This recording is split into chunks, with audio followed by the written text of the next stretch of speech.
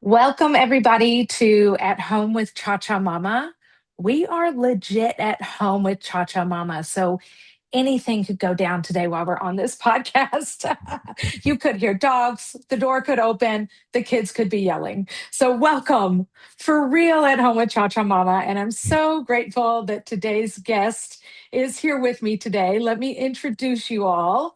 Today's guest is Dr. Ray Catania, an award winning best selling author and metaphysician whose work blends scientific understanding with spiritual wisdom. A former atheist and near death survivor, Ray's profound transformation set him on a path as an intuitive, a medium, an educator, and a transformational coach. Through his private practice, books, and courses, he empowers seekers to reprogram limiting beliefs, master their thoughts, and create measurable real world change with an emphasis on inner peace.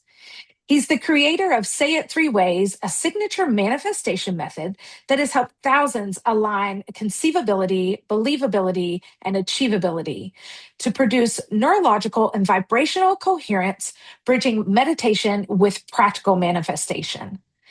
Featured across more than 85 podcasts, upcoming documentaries, and other major learning platforms, Ray brings a grounded, evidence based voice to modern metaphysics, guiding audiences to elevate awareness, harness energy, and become the conscious creators of their lives. Please welcome Dr. Ray Catania. Wow, that was quite an intro. Thank you so much. It's an honor to be with you, Cha Cha Mama. Thank you for Oh, having me. it is an honor to be here with you, Ray. We've been talking about this for months, I know. and Spirit has guided this timing for us. So today is the day, and truly honored. Ray and I met in a mediumship mentorship. So Mm, both of us are mediums. We meet in this class. We connect a little bit, and mhm. our relationship has grown. And here we are today on the podcast. So thank you Yeah, so no, thank much. you. It was great. I think that we met totally for a reason. And had a great time working with you in that class. In fact, I think I told you before that, remember how we used to read for each other, and you read for me, and I was just like blown away. I was like, oh my God, you almost brought me to tears, and so I just wanted to thank you again for that. And you really made a difference for me that day. I truly appreciate your kind words. It means a lot to me. I remember our session together too and feeling really nervous, reading for your colleagues is such a It is. exciting thing, and I really appreciated our connection and our time. And my loved ones don't always give a lot of information, so the details that tend to come through, and you're opening with your gift, which your gift is expanded really with a focus on manifestation Mm. for your clients, which so the openings, and interesting how the class, it was interesting, it formed in 2020, like Hmm. the Yeah. world had closed, Yep. and then and then we were virtual most of the time anyway, because we were people really across the states, maybe across the world. I think there were a couple people in another country, Wow. and we're virtual. We didn't get as much time in person, but Hmm. it was really great the way we were able to connect. But yeah, it brings up my nerves, so thank you so much for your kind words. And it was not, to give the viewers an idea, like this class was really difficult to get into, and or at least it was for me. That first, it was so ironic the way it came to be. It was my birthday, and my wife and I had gone away, and we were celebrating my birthday, but we were like out in the woods, and we had a little cabin, and she took out a photo of her dad. It was an illustration. And I said, oh, that's so cool. Where did you get that? And she goes, a medium drew this for me. And I'm like, no way. I said, I have to meet that medium. And we looked him up, and it was Joe, medium Joe, our teacher. And and it said right on his website, it said, now taking applications for a 2-year mentorship program with medium Joe Shield. And the Hmm. deadline to apply, get this, was February 15th, and that is my birthday. Wow. So she's like, "Are you going to apply?" I'm like, "Are you kidding me? If this isn't divine intervention, I don't know what is." But then it Yeah. was letters and interviews and phone calls and everything. And I remember I didn't think I got accepted. So I called the office and I said, I just wanted to confirm that I didn't get accepted and I'm okay with that, whatever. And she says, "Oh, no, no, no." She said, "We have hundreds of applicants." And I was like, "Whoa, there's like hundreds of applicants." Wow. And and I think you and I in the beginning, there was only 11 of us at first, Hmm. out of hundreds. And when you think about it, the price that he could, he charged times 100 people is quite a Yeah. windfall, but he only took 11 of us, or I think it was Hmm. 14 at the end. And I was Yeah. like, the integrity of this man, I'm with you for life, buddy. I'm not, Yeah. I'm not going anywhere. And I still jump into the class from time to time. I don't know if you still do, but I love it. Yeah.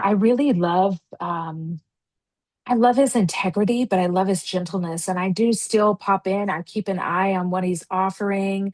I was just looking at that this week, and his integrity, his work, even the way he teaches, and a lot of it is really being not just open to spirit, but the love and the peace in the heart, Yeah. which is so powerful. He really leads with that. I love how he brings his music in and poetry, and Mhm. his artwork is incredible.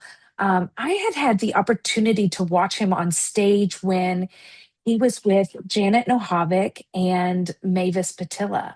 Oh, And wow. it was incredible. And of course, um, my family, when it's in a big group, they will shine so bright. So got to really experience their readings, and they're incredible, incredible. And so having worked with them and working with Joe, and what's funny is I applied for the class because I was like, Mavis wasn't having students. Janet wasn't taking students. And I Hmm. was like, okay. And I was like, I wonder where I'm supposed to be. And it was really meant to be with Joe. And as we've talked about, like divine timing, wow, that happened on your birthday. And you Right. had to apply right then. I was And filling it out right there. yeah, and the connection of the class, because not only our connection, but I have connections with others who I get to still talk with and connect with. And I love seeing what everybody is doing and offering. So, what a blessing. So We had glad we so got to do many that. good people too. We really had a great group, Oh and my we kind of gosh. like stuck. It's a very emotional thing, when you're learning mediumship. It's really deeply emotional, and it has an effect on the medium. A lot of people don't know this. They think that, well, we're just reading, but no, it affects us. Mm, Because we are really combining our energy with spirit, and what they feel, we feel, mhm. and so the process, I recall, some people kind of dropped out for a little while and then came back because it was so emotionally taxing. And, I admittedly almost did it myself. And, I'm so glad that, I stuck through, but I don't practice like you do. I don't practice for that reason. It's takes and I that's why I respect you guys for doing it and continuing it and moving forward, because it's so important. But at the same time, people should know it's difficult for us. It's really difficult to carry the emotion of the deceased, and it stays with us for a while. Yeah. And in the way, thank you for saying that. It really, it can be emotional. And even leading up to the session or the reading, I'm already feeling emotion. This happened just yesterday. I was like, what am I feeling today? Because it's Right. a lot. And I Hmm. had to like lean into like, okay, I have a session tonight. This is likely coming up for my session. So it starts beforehand. Spirit's like, hey, we're Yeah. here. We got you. And Right. they really, and they start to give you messages. And so then you get in the session, and not only like one spirit are you feeling, but many, and also each other. Hmm.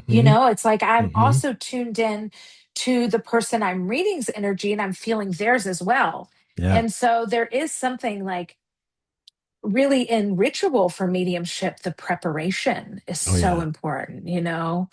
Yeah, thank you. And I Well, refer all my clients to you and my own wife. oh, Yeah, I'm enamored with your ability, and I just think that your audience needs to know how awesome you are. truly, thank you.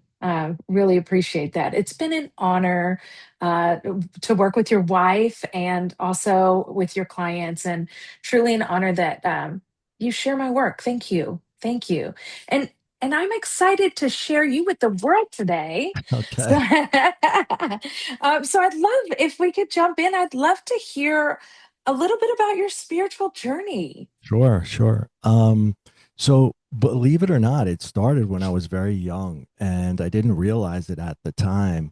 But I came from a household of a lot of drama, trauma, violence, and, all the things that a child probably should not experience growing up. And so what that forced me to do is kind of hide in wherever I could to stay clear of what was going on in the house. And that might be under the bed, that might be in the basement, that might be in the yard. And, so I was isolated for hours upon hours, and I wouldn't come out until everybody went to sleep. And what that forced me to do was, dealing with that trauma and wanting to escape my reality so badly that ultimately what I was doing, and I didn't know it at the time, I was putting myself into this deep meditative state because I didn't have any toys to play with. I was just looking at a wall or looking at the floor, and we didn't have Mhm. phones or anything like that at that time. So it's just me and me. And me trying to escape this reality. And eventually I started to do it. Like people kid around, I have imaginary friends, or, well, I really did. They answered me, and I had like conversation. I thought this was normal. I thought everybody could do that. I didn't really think much of it, but they were there for me at a time when I really needed them the most. And when I spoke out about that, of course, oh my God, I was raised in a religious household where that is forbidden. And that, I was told that's never happened, and don't ever tell anybody that again. And they'll think you're crazy and throw away the key and lock you up. And so I put that away. I was mortified when I had brought it up. And then the big catalyst or the big change.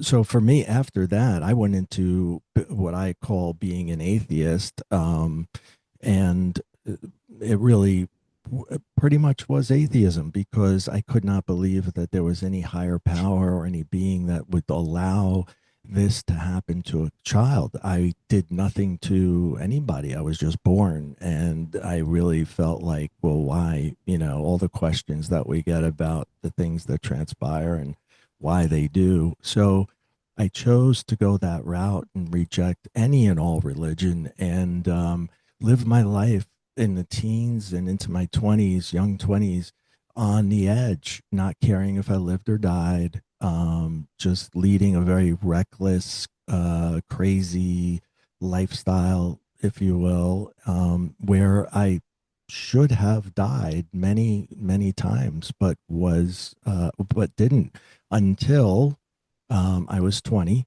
and there was a fire in my home, and this is the time I really did die. And this is the Mm. near death experience. And ironically, this particular one had nothing to do with my own self sabotage. It was just wrong place, wrong time. I was just asleep in my bedroom, and my bedroom was on the second floor. And on the first floor, directly beneath me, was the kitchen.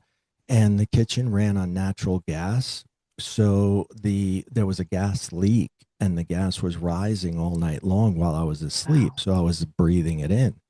And I had no idea what was happening. But in the morning, I guess my mother had turned the stove on, and there was a big ball of flames, and the wall caught fire. But it wasn't a bad fire. Like it wasn't not that there are good fires, but it was put out with a fire extinguisher, so it didn't really spread around the house. But I had already inhaled the gas fumes for hours. So I heard the police and the fire trucks downstairs, and it woke me up. I remember I took the day off because I wasn't feeling well. I was working someplace, but I took the day off and I was resting. And I tried to get out of bed to see what the commotion was downstairs. So I go to get up, and this is the first time I noticed that something is really wrong with me because my body, certain parts of it, they're not doing what I'm telling them to do. Like my legs just, they were like almost paralyzed. I could not move them. They felt like they weighed 1,000 pounds each. My upper torso, my head, I couldn't get it off the pillow. I couldn't yell. And I knew that there was something really wrong with me. And so I tried to get out of the bed, but all I had was my right arm was working well, my left arm so so. So I guess the way it takes you is it kind of eventually paralyzes you until you stop breathing. I don't Mm. know. I'm just guessing, but I pulled myself to the edge of the bed and I kept pulling and pulling, and I didn't give up. Um, and why nobody came up to get me, it's another story entirely. I don't know why, but eventually I pulled myself to the edge and I tumbled out of the bed and I hit the floor face first. Now, you know how normally you get hit by anything, you're just there's that second before the pain kicks in, and I was kind of like, I hit the floor, but there was never any pain at all. And that's Mm. because I was no longer in that physical body. I was above it and I was looking down on my lifeless body. And Wow. it didn't scare me. I mean, it was actually surprisingly, it didn't scare me. I was more relaxed in that state of being and felt euphoric. And directly, I was in the corner of the room. The room was a perfect square, if you can picture it. And I'm in the upper left hand corner looking down where I fell out of the bed. And in the adjacent corner is this huge, what looks like it's a spotlight that's only on me, my Mm. energetic self, not my dead self. And it's actually a tunnel. It's a light, but it's a tunnel that you can go into. And there's a being at the end of the light who says it's okay to come into the light. And I was like, this is amazing. Like I as I go into the tunnel and I go into the light a little bit more, the euphoria increases, and it was just peace, love, um, just caring, euphoria, every uh, positive emotion you could have is in this light. And I was one with the light. It wasn't like Mm. I became a part of that light. And I felt like that was natural. I felt like I was always a part of that light. Mm. And I got further into the tunnel. And like I said, I really wanted to get to the other side. But here's what happens: my dad kicks in the door and he sees me on the floor, and he scoops me up and he's screaming for the paramedics and he's crying and he's distraught and he's showing emotions that I never saw him show ever. Mm. And, like, I think he maybe hugged me 5 times in his Mm. life or mine. And one of them is when I'm dead. So Mm. we didn't have a good relationship, to say the least. I mean, the way I saw it. Um, so in that moment, I wanted that. Like I longed for that relationship with my father. I had always wanted it. And when I saw that he really did love me and really did care about me, I asked the being if I could go back. Mm. And without an answer, and I don't know if that's why I got to come back or not, but when I came to, I was not in that room anymore. I was on the living room floor, and the paramedics are on top of me with their, machines and gadgets and, reviving me and whatnot. And I was like, guys, what are you doing? Because I was like all like disheveled, and you still have the euphoria. It's like tingly and it's running through me. Mm. And it's just so amazing. Like I don't mean to make light of it, but it's like I've done a lot of drugs. Nothing feels like this. Okay. It's the greatest feeling I've ever felt. And I'm coming to, and I'm like, guys, I'm fine. I'm like, really, get off me. And they're like, kid, you're not fine. Like you're Mm, about as far from fine as anyone has ever been. And they're mm, like, he's got no BP. We got to get the truck up. Let's go. And they're talking about getting me into the ambulance and off to the hospital. But I'm just, I'm like, but did you see the light? Didn't you hear the voice? I mean, wasn't that mm, amazing? And now they're looking at each other like, okay, this kid has, lost his mind. And I just shut up. It took me right back to that time when the last time I said mhm, something that happened and I was crazy. So I was like questioning my own sanity. Maybe that didn't happen. I don't know, but I felt it and I saw it. So off to the hospital, and in a couple of hours, when that feeling wears off, God, it's like a bomb goes off inside your body. Everything hurt, mm, everything, especially where they were doing the chest compressions and doing the that electric device. I had these marks, and it was just like, I realized I was back, and mhm. I didn't want to be back. I would Yeah. have done anything to get back to where I was, and I never did get to have that relationship with my dad. So Oh, yeah. I'm so sorry to hear that you didn't get that relationship. What a powerful moment to be able to feel his actual emotion, but in a state of a state of despair, but not in life. And thank you for sharing. It's wild what trauma can do to us, and I think yeah, it comes in so many different forms. And also, as you talk about, living kind of recklessly, and there's also this like, I see it as two sides. So I'm curious to how it comes up for you, but like, there's this reckless side, but there's also this freedom side of like, I mean, I yeah, should live freely. Like, I should live life yes, to the fullest. What does it yes, matter? And so it's almost like, yes, there's this side, but did you also have that side? Because I feel yeah. that aspect of like, I can do whatever. After the NDE, I would say I was really at a point where what's the worst thing that can happen? I get to go back to the light. Are you kidding? Mm, So that was like, if that's the worst, then I fear nothing. You know what I mean? yes. The only thing I feared was the pain, maybe, of getting there. But once I was there, I was like, that's great. So and being coming from that household where chaos was my norm, my comfort zone, if you will, and I took jobs where my life would be in danger. I worked for some shady characters, and I there was this one particular time. When it was in a bar and it was after hours, and there was like the big boss, we'll call him Vinny, and he was like on one side with his people, and then there was a group on the other side that I'd never seen before. And I was just leaving, and I was taking some stuff and putting it behind the bar. I worked there. I just had a regular job, but I just happened to work for these people.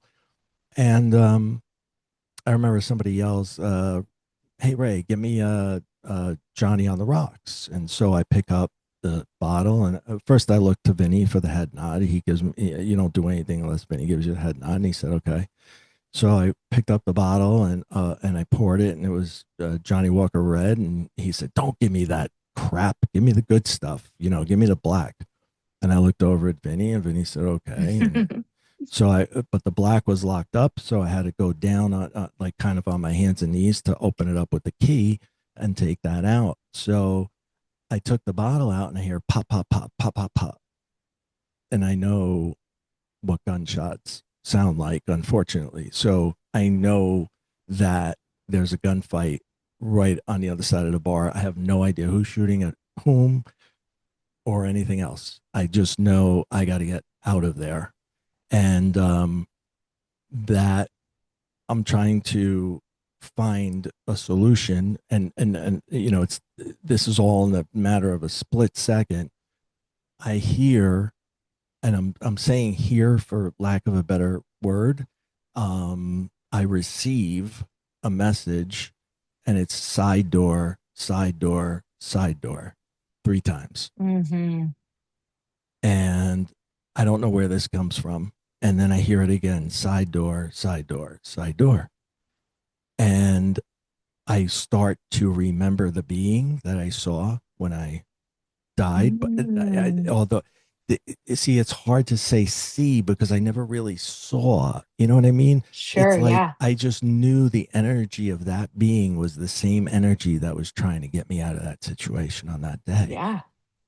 So I ran for the side door, but I thought, I was like, if I do this, whoever's shooting is going to see me. Maybe they don't know I'm here. Maybe I should just stay here. Side door, side door, side door. So I just went with it, and I ran for the side door and I got out. But the side door really didn't take you outside. I had to go through that door, and then you make a left, you go into another door, and then there's a long corridor that takes you out to another side door. And that was the fire Mm. exit. And I get out to the fire exit, and my car, I parked it right there outside that exit. And I had Mm. my own parking space on the other side of the building. And for Mm. whatever reason, I didn't use it. And to Yeah. this day, I don't know why, but I put my car right outside that door and I got out of there. Um, Needless to say, as fast Mm. as possible. So that being's been with me. And I can recall other experiences where he or she has saved my life. Um, Oh, and I'm just so grateful to have a spirit guide like that. what a wild experience, but so clear in the clairaudience and that claircognizance, the really knowing, and such a great example for people to see how all of our intuition is so different. Oh, I love that. Also, I feel like you said when we'll call him Vinny. Mm. I have a Vinny in spirit, so I was like, oh, your mediumship just Oh turned boy. right on. Oh my God. So Uh, I absolutely love that too. But wow. he could So very well be dead. And so that I don't, let's not interact with. yeah. You got it. You got it. You got I'm it. We'll still leave him out then. traumatized. Wow. I know. Wow. What a scary experience that I'm so glad that you listened to your intuition. And I'm curious, as saying you had some different jobs in the beginning. What brought you into your intuitive work and your manifestation work? Well, after the NDE and these other events that transpired, I remember I was very young 20s, and I got my own place. And, I was all excited because it was going to be like my bachelor pad and it's going to be party, party, party all the time, yada, yada, yada. And none of that never happened. I moved in, and from the moment I moved into this place, it felt like it was just filled with people, and there was no one Mm, there ever. hmm. And I couldn't even like watch television and stay focused on what I was watching because Oh. there were just so many, what I now know were spirit in the room, but I did not know that then. So and anything electrical would be faulty, and this is a brand new building, so Mm. I kept calling the maintenance guy, and I said, like after 30 times he comes up and he's like, listen to me, kid, this is the last time I'm coming. There's nothing wrong with this place. You're crazy. And there it is Mm. again. I'm crazy. Every time Wow. I turn around, someone's telling me I'm crazy. Hmm. So I start to believe this. But I Mm. have ridiculous insomnia. I can't sleep in that house because they know I can see them or they know I can feel them. I can't see them yet. I don't get a visual at this point in time. I don't believe they exist. I'm trying to hold on to atheism. I was Hmm. yelling at them. I don't believe in you. Go away. Mm. Wow. And that just heightened it and made it worse. I remember just playing video games until I passed out. I turned to drugs and alcohol Mm-hmm. because I didn't know how to turn it off. And I remember I went to the club and I was like, "Does anybody know anybody that sells roofies?" And I'm like, I take 100 of them." And the drug dealer is like, "You're not one of those date rapists, Mm-hmm. right? Because I'm not selling you 100." And I was like, "No, I need to. I will take them all. I assure you, I cannot sleep. I find the one drug dealer with a conscience. You know what I mean?" Uh, really, I couldn't sleep. I had to knock myself out, and that Mm. became a problem. And I eventually had to go to rehab, but that's years later. So I left that apartment. I go to another apartment, and I'm like, okay, fresh start. This is where the party's going to be. This is it. I don't know what was up with that place. I don't know what's going on, but this is going to be the place. And the exact same thing happens in the new place. Mhm. So I start to realize it's got nothing to do with the place. It's me. And Mm. wherever I go, these things are coming. And I start to think I'm crazy. Mm. I start to actually believe that Mhm. I am crazy. And this went on for a while, and I got married, and I had two kids, and I wanted two boys. Like I willed these boys into the world, and I was never going to be a father like the one I had, and I was always going to be there for them and Mhm. everything else. So I got clean and sober. I went back to college. I got my degree. I did everything. And years had gone by, and once spirit realizes you can't help them, they're there, but they're not there. You know what I mean? Yeah. Like they just Mhm. thought they give up because they're like, okay, he doesn't get it. So that it just there was like a ceasefire, if you will. And so years went by. My marriage unfortunately fell apart very quickly, but I still had the kids, and now I have a reason to live.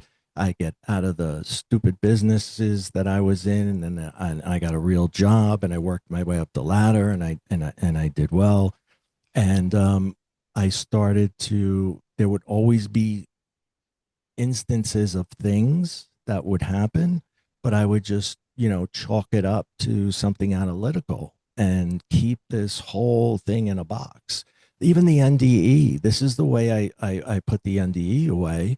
I figured, well, I fell in front of a window on what was likely a sunny day, and the sun was shining through, and that's the white light. And I inhaled so much gas that I was hallucinating the voice and Mm. everything else. And so I Mm. would find ways to compartmentalize it so that I didn't have to address it. I didn't have Mhm. to figure it out. And I just went with, if I'm crazy, then when the day comes, I will do what I have to do to deal with that. And Mm. that's the way I was living. But I really think that I gave my kids that, I broke that cycle, Mm. and I gave my kids with everything, maybe too much even. but but yeah, and I put it away for many many years, and Mm. something later in life transpired that brought it back. Mm. Wow. Thank you for sharing your story. It's such a powerful story. And isn't it interesting how many lifetimes we live in one life, you know? Mm-hmm. Um, Thank you for doing the work and for breaking the cycle. There's so many cycle breakers uh, around in these times, and thank you for doing the work. What a beautiful thing that your sons have received almost too much. So, In my yeah. second book, I dedicated it to them, and I said to my Mm. sons, "You've done more for me than you'll ever know." Mm. Because they did way more for me than I did for them. Mm. They became my reason for living and getting my act together and getting away from the bad people, and just really changing my entire life, and not just my life but my outlook on life and how precious and valuable it is. And you know um so yeah, I Mm. really What But beautiful teachers. right, Yeah, I mean, we're there, supposed I to think teach them, but we I, actually get a lot out of it.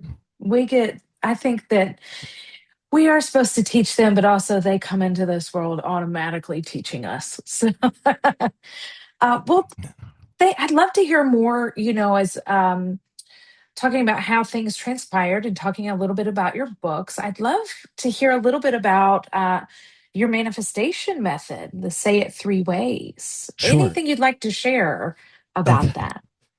So yeah, so working, regular 9 to 5 type job, and like I said, I was doing well, and everything was kind of settled, and years had gone by, and I decided that I was maybe going to, settle down and meet somebody, and get serious. And I went online because that's the way it was done then. And there was a website, and there was a woman. They try to entice you by showing you people, and I was really picky about the website. I went through a lot of websites, and found one that I thought was good. And the third woman down on the right, as soon as I saw her, I knew her. Mm. I knew her. I said, that's my wife. And so I joined that site, and I wrote to her, and I more or less said, hi, my name's Ray. You're not going to understand this, but you're my wife. And if you have dinner with me, I'll explain the whole thing. and she said, LOL, you're crazy. And I said, I know, I get that all the time. I hear that a lot. Yeah, Wow. but we did get married, and she was the one who introduced me to Joe, because she Mm. had Joe do readings for her. And I remember in the beginning when we were dating, um, she and I, well, we were having dinner, and this is about, I'm gonna say, 2 months in, so we're not really serious. I'm serious, but she's not. She's still on the fence, right? And this is the first time I see spirit in the movie screen, and it's an actual, looks like a silhouette of a human. Mm, And the mhm. man on the screen says to me, I effed up. I made a mistake. You can help her. I cannot. I have Wow. no idea who this guy is. Right. And I'm like, you've got to be kidding me. This this can't be happening. So this starts on a Friday. I'm at work, and I left work early. And I figured, okay, I got the whole weekend to figure this out. Saturday morning, boom, there he is again. I effed up. I made a mistake. You can help her. I cannot. Just repeating over and over and over. And I'm trying to block him out, and I can't block him out. And by Sunday, I can't function. I can't Mm, drive. He's in my face, literally like as close to center. And they can't come to center, but he was as close as anyone has ever been. And I remember I was at the store, and I was trying to pay for my stuff, and I don't know what I did, but the lady behind the counter is like, "Sir, are you okay?" And I said, "No, I'm not." And I took my credit card back, and I went back to my car, and I broke down, and I cried, and I was like, I did everything right. I went to rehab. I went back to college. I raised my kids properly. I did everything. And this is what I get. And I was just so upset. I'm officially crazy. I'm officially mm. insane now. This is what I believe. And I Sure.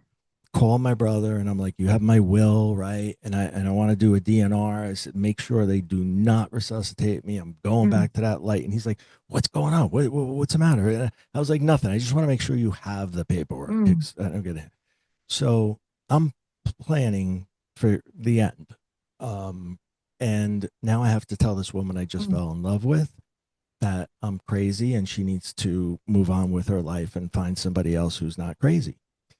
And if the story's not crazy enough already, she is by trade a doctor of psychology and neuropsychology. That's what she went to school for. So I'm going to tell a psychologist, I see people that aren't there, and how's the salmon?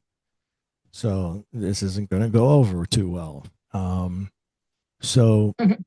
I finally get the courage, and I tell her, And meanwhile, she's open to mediumship, but I don't know this yet. So I'm telling her what I see.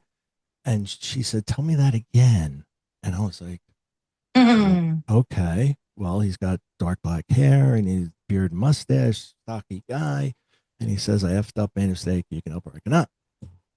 And she said, "That sounds like my dad." Mm.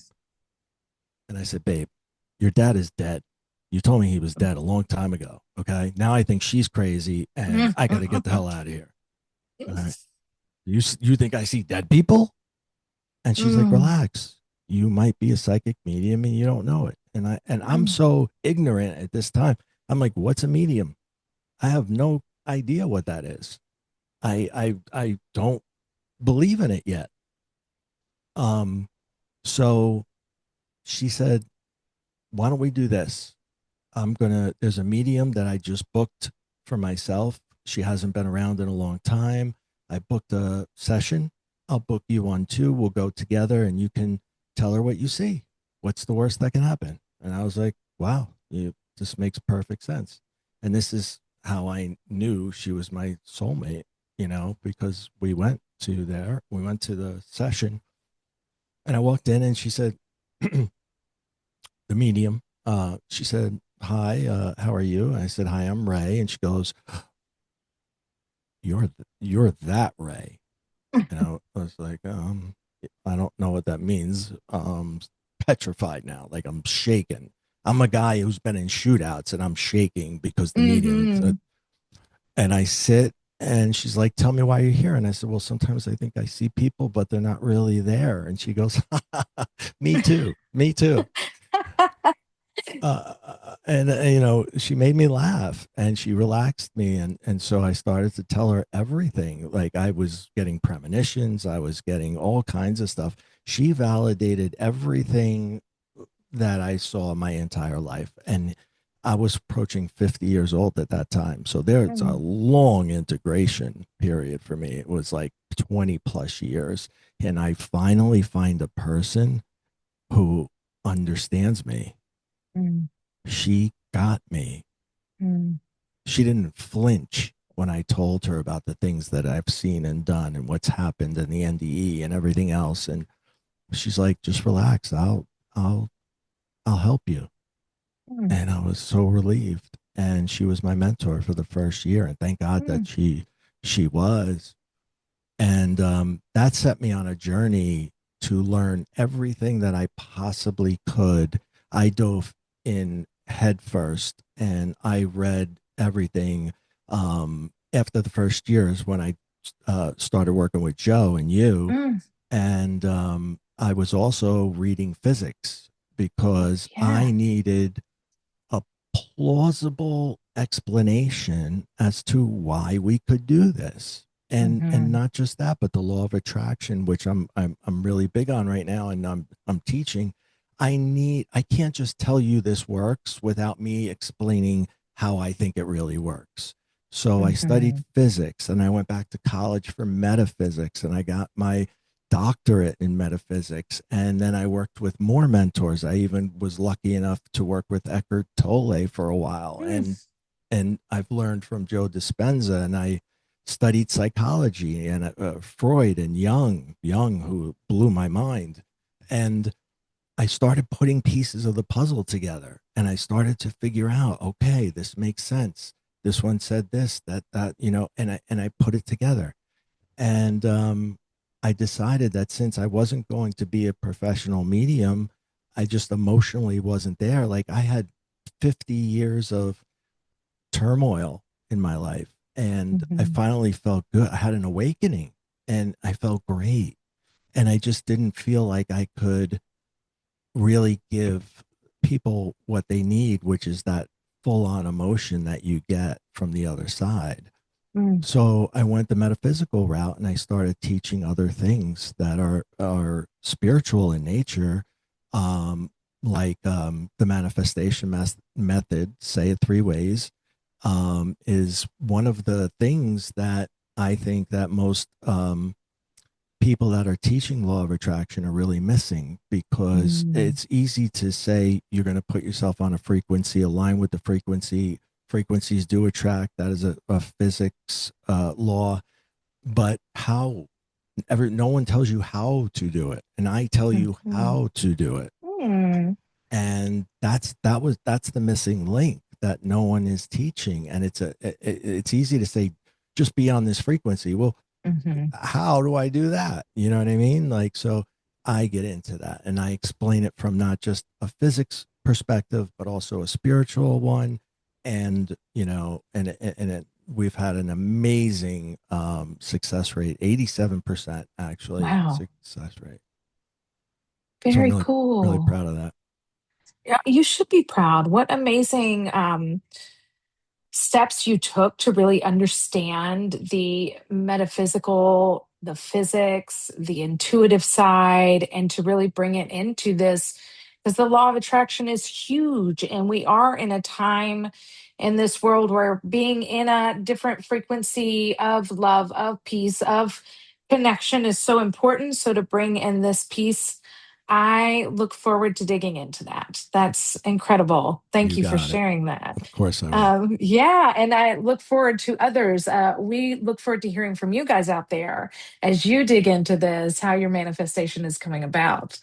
Well, tell me, what spiritual ritual right now, or maybe one that you feel is like the most important to you? Meditation. There's so many different types, so many different kinds. Without meditation, I would be lost. It's the main go-to for just about anything. And I sometimes I'll use it. I did a 5 minute meditation just before we came on the air. Hmm. And it was just basically, I did an attitude of gratitude. And then I said to my spirit guides, give me what um, Jessica's people want to know. And, they start flowing through me, inspired in spirit. Remember, Joe used to say that all the time. Mhm. So, I kind of get lost in just giving information that I think and I hope that, your fans will take away. So, and I do longer meditations, and the methods I teach, there's always meditation in there. So, and people who say they can't meditate, you can. I do guided meditations with my people, so you can think. You're thinking about what I'm saying. It's fine. Mhm. Anybody can do it, really. I agree 100%. And I don't feel there's one right way. I Yeah. think we need to remember that. Like, there's Mm, not one right way.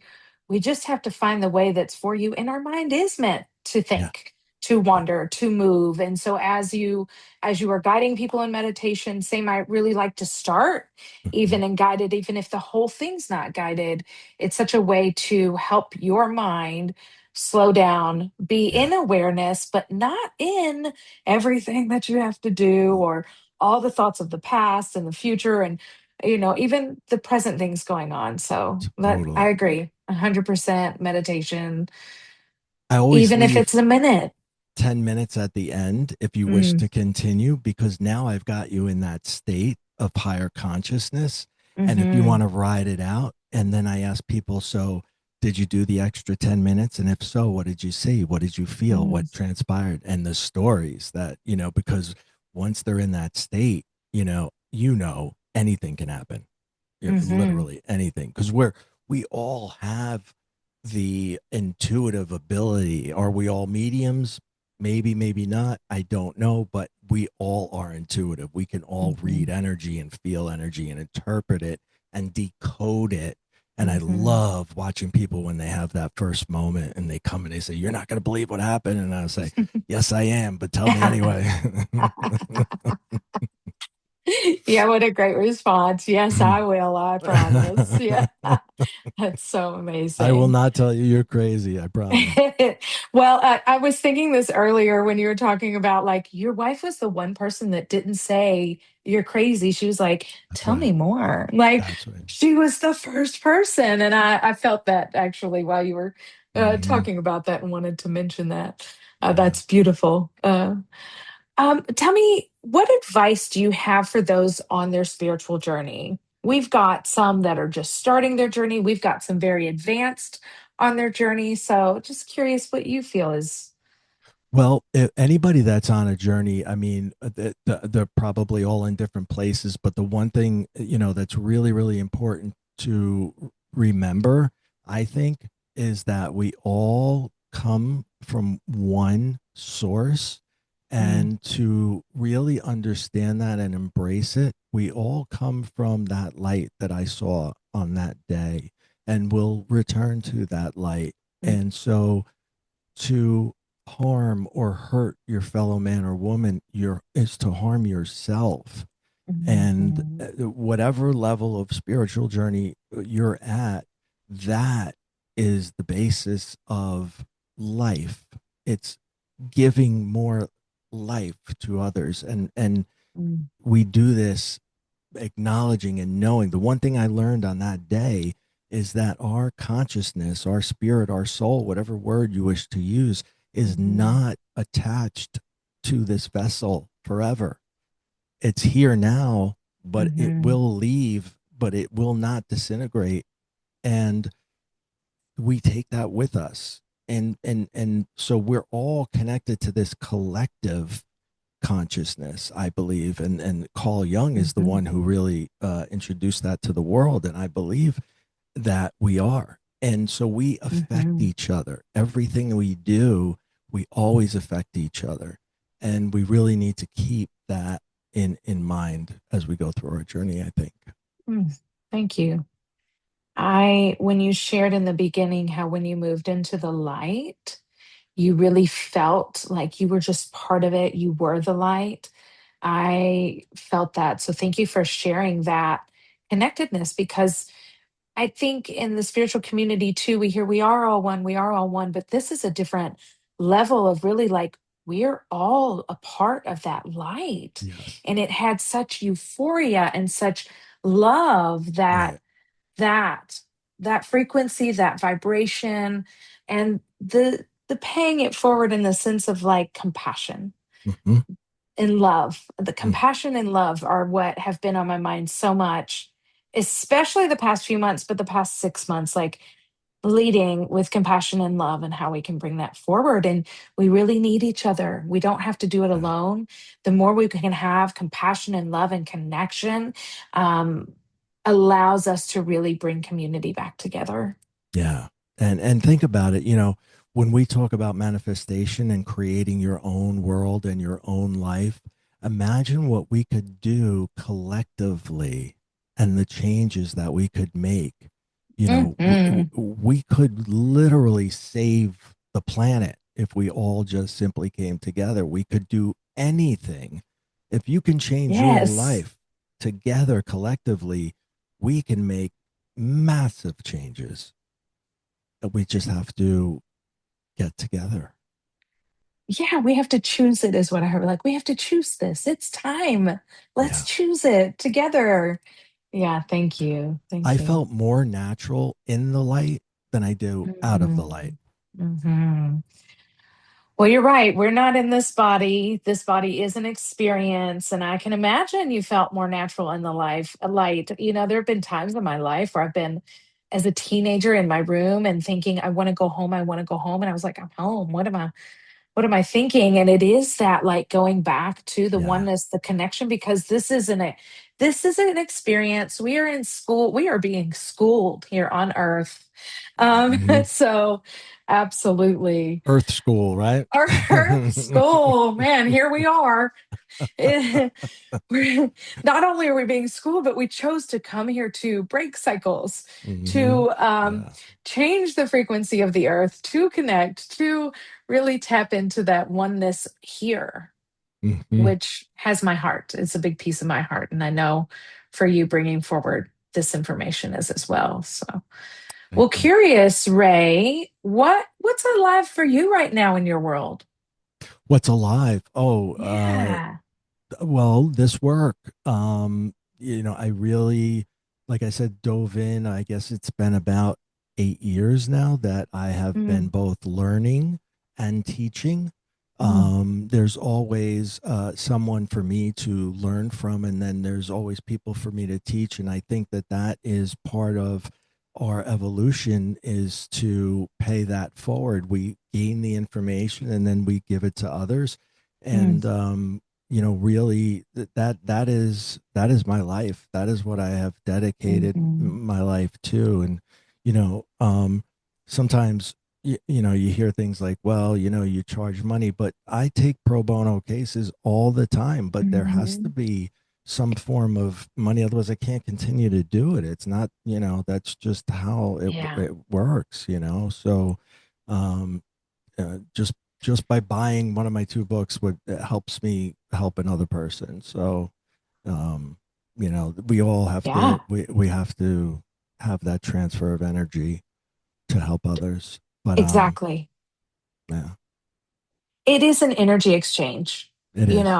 and it is, I know there are different thoughts on this, but I agree. When we are in a world where the energy exchange is often funds, and this is a job, this is work, and also it's the coolest job It really is. ever, right?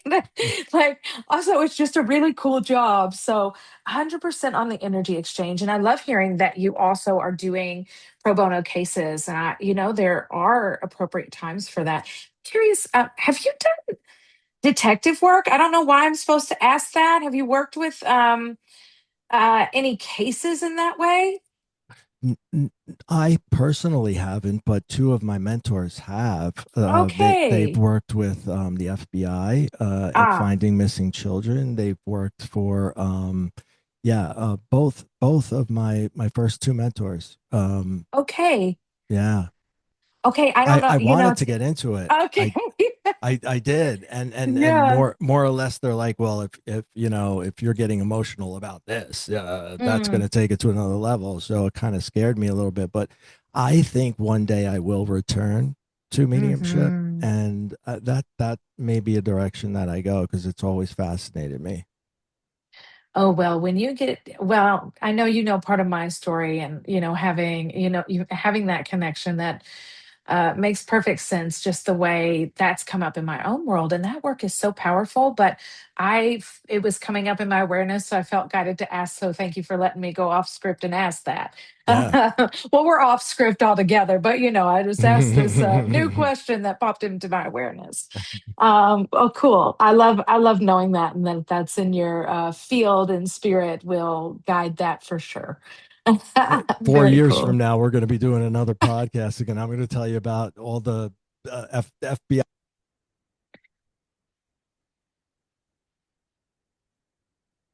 I also lost sound. Hold on one second. Isn't that so interesting? Hold on. Oh, there we are. Oh, here We we. can, Oh what my. was that? That I have no idea, but I'm gonna leave it in because spirit took words away, and when spirit needs to take words Mm, away, spirit says, "Whoop, nope, don't tell them yet." So, just noted. Spirit said, done. "Oh, Done. okay. Well, cool. Well, I'd love to know if you have any teachings. You've given us so much today, like so much great information and guiding us towards your manifestation. But curious if you have any teachings or channelings that you'd like to share with our listeners. Another teaching that I am pretty big on is how to diminish or drop the ego, I call it. And I work with Mm-hmm. people to do this. It's for those that don't know, the ego is a part of the mind that's driven primarily by the subconscious mind. And the subconscious is where we have all our memories and everything is stored. But the ego is trying to protect us at all times. So it looks for the bad stuff. It looks for the negative stuff in the subconscious and it brings it right up to the surface. So although it tries to protect us, it can also stop us from doing things. It can also set self-limiting beliefs. And when I work with clients one-on-one, that is one of the biggest things.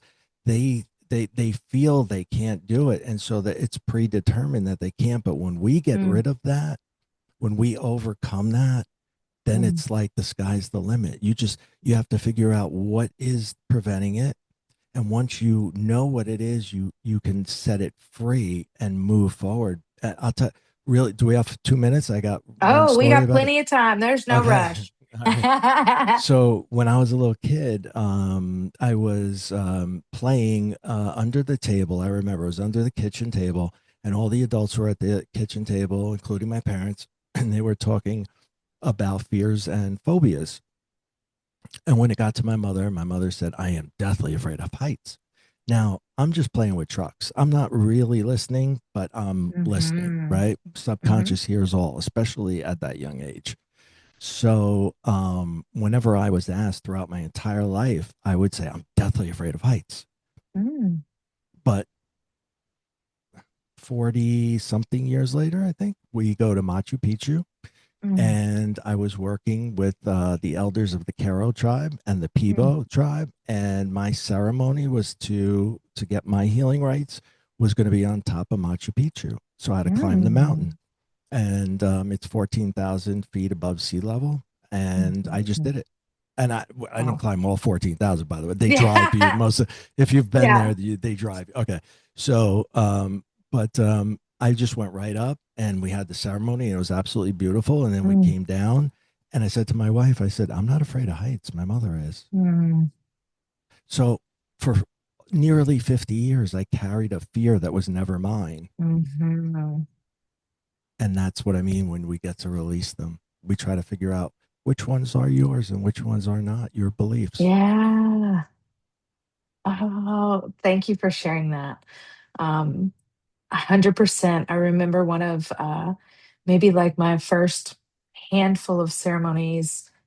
I remember being in ceremony and the facilitator looking down at me and going, "Are you ready?" And I was like, and I just like remember just slinking down, and at that moment it was like I could see this vision of like being in an empty city, and it was like a stormy sky, and there were eight other me's and a V behind me, and I had this crystal ball, and it was like I was going to clean up everything, and I'd realized this energy in my rib, it wasn't mine. I had carried my mother's like trauma. And so you're right, Yes. like the things that they carry, some of it just comes in through our DNA, through our spirit, but a lot of it is hearing their story, Mhm. having that energy near. And there is a need, like not only our own fears, because you're right, like the ego, really, my ego is so protective, Mhm. like so protective. And I have to really work to be like, girl, it is okay. We are going to make it. We Mhm. are going to be able to share. And that part of us, and also all that we have experienced, those in our family, in our friends, in our Mhm. circles that we can take on, especially as intuitives, Yeah. because you literally are like, Yeah. well, I feel that for you. And then it's in your energy. So it is really that awareness. The more that we heal, the Mhm. more self-aware we are, I feel like that allows us to start to notice, okay, wait a minute, actually that's not true and real for me. Yeah, Or, oh, exactly. but this one is, this I know this about Right, right. myself now. Yeah. Mhm. That one's mine. Right. So The yeah. ego does say, look both ways before you cross the street. That's good advice. Okay. I'm going Yeah. to keep that one. It's a keeper for sure. Right. Yeah. Probably a lot of good keepers. Oh, thank you so much. Thank I you. look forward to, I know we said in 4 years, but I'm hoping it's sooner that we hop on another podcast and get to chat, because this has been amazing, Thank you. to hear your story, to connect with you. This has felt so just real chill for me as well over here. So thank you for being the first for real at home with Cha Cha Mama. Thank I've you. enjoyed that. So today, you guys, Ray is giving away a limited number of ebooks that are downloadable from his websites. I'm going to put the links in the show notes below, as well as how you can connect with Ray and see his offerings. But Ray, if you don't mind to share a little bit of what offerings you have, we would love to hear. Sure. So I do one-on-one coaching. I've written two books. Also, the first one, The Atheist and the Afterlife, and the second one is You're Still Alive, Now Act Like It. I believe it's the first one that we're giving away for a while. Sweet. And I also have courses that'll be coming out soon that I'm really excited about. The manifestation course, so that people can take it when they want on their terms, so that you don't have to wait for me to be available to do it. So, but you'll still be able to be in contact with me. And then I have a couple others that are coming out as well. So, thank you. It's Thank you for amazing. allowing me to say that. I appreciate that very Yeah. much. Thank you. Thank you. Thank you for sharing it. I'm really excited to see all that you have coming. And I'm excited for everybody to dig into your manifestation method. Can you tell us, just share a little bit where we can find you, your website, although I'll be posting it, your socials if you'd like to share? Yeah, sure. RayCatania.com. So it's just my name.com. And from there, you'll find all my socials up there, and more information and how to contact me, and anything that's coming up, any events or anything, that they'll be also posted up there. So thank you again. Oh, thank Thank you you. so much for being here. I'm so grateful and sending you so much love. And thank you all for being here, sending you much love out in the world. And I will see you soon.